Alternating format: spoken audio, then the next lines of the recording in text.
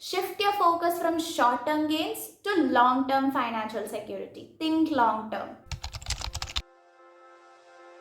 Hello, welcome back to MSA Academy. In today's video, we'll be discussing the key concepts from the book The Psychology of Money by Morgan Housel.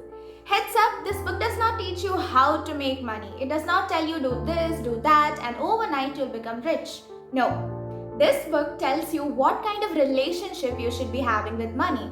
How should you be thinking and feeling about money? And that will help you to save and manage your money in a much better way. And that in turn will make you a richer person. One of the key concepts that this book talks about is the power of compounding. So let's say I have 1 lakh rupees with me and I'm investing this as FD or fixed deposit, and the interest rate is 12% per annum. Alright, so at the end of the first year, I'll be having this 1 lakh plus 12% of this 1 lakh, that is 12,000 rupees. So altogether, I'll be having 1 lakh 12,000 rupees at the end of the first year. Now in the second year, again, the interest rate is same, 12%, but 12% of not 1 lakh, 12% of 1 lakh 12,000 rupees, because that's the new principal amount right now. So in the second year, I'll be having a bit more higher amount of money.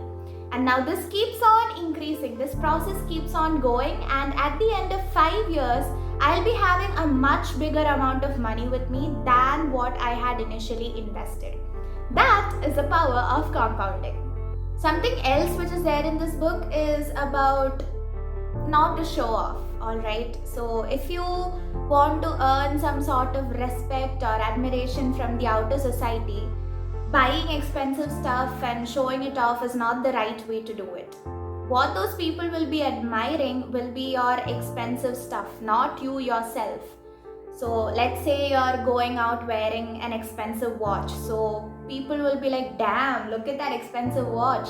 Nobody will tell, damn, look at that great man who's wearing that expensive watch. No. So know that you cannot earn respect or admiration or anything just from showing off your expensive stuff. Another very important thing that this book talks about is to have self-control. So don't let your impulses to control you. Instead, you should be the one controlling your impulses. Now this is so important in life, not just in money management, in any area of your life it is important, that I'll even ask you guys to practice meditation or mindfulness regularly if it is really necessary. Also try to maintain emotional stability, alright? Don't go too high if something good happens, or don't go too low if something bad happens in your life. I'm not asking you guys to not be expressive or not to show any emotions. We all have our highs and lows, we are human beings. But try not to go to a very extreme point. Alright, always stay somewhere in the middle. And don't take any decisions just solely based on your emotions. You might regret it later. Another very important thing that this book talks about is the concept of getting versus staying rich. You might be making a good amount of money, but if you don't really have good financial habits, or you don't know how to manage all of this money that you just earned, then soon you'll be broke. So let's say you were very poor, and one fine day, by luck or fate or whatever you may call it, you won the lottery.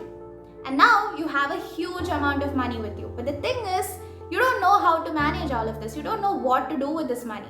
So what do? You go out and you spend it here, you spend it there, you buy a lot of stuff, and within 2 days, you're back to being poor again. So it's very important to know how to manage money.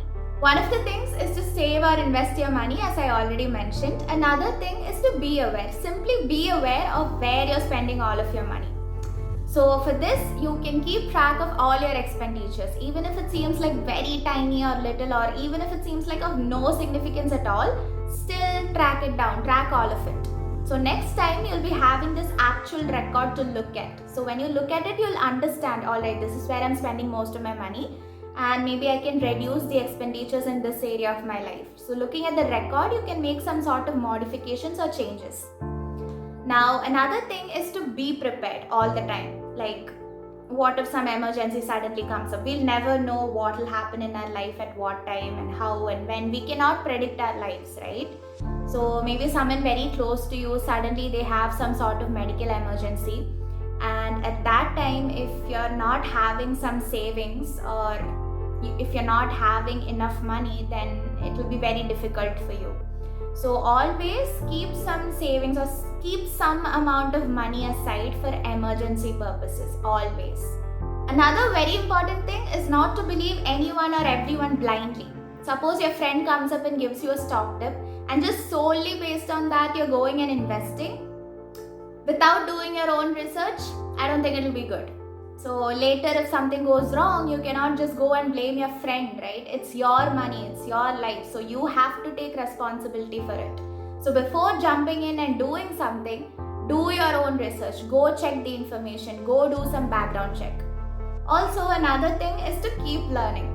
Keep learning about personal finances or stocks or investing or money management or anything related to money. Keep educating yourself. Another very important thing is to stay disciplined. Stay committed with your financial goals. Don't go and do some impulsive purchases, alright? Shift your focus from short-term gains to long-term financial security. Think long-term. And another thing is not to compare yourself with others, alright? Everyone has their own time. Apna time aayega. Also, start young. If you are like 20 and you're already watching this video, start saving something, alright? Whatever you're having, start saving.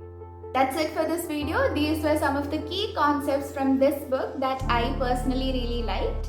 And I could just keep on talking for hours about this book, but I don't think I'll be doing any justice to the author if I just give away everything that's there in the book, right? So if you found this video interesting and if you want to know more, then I would suggest you guys to go read this book.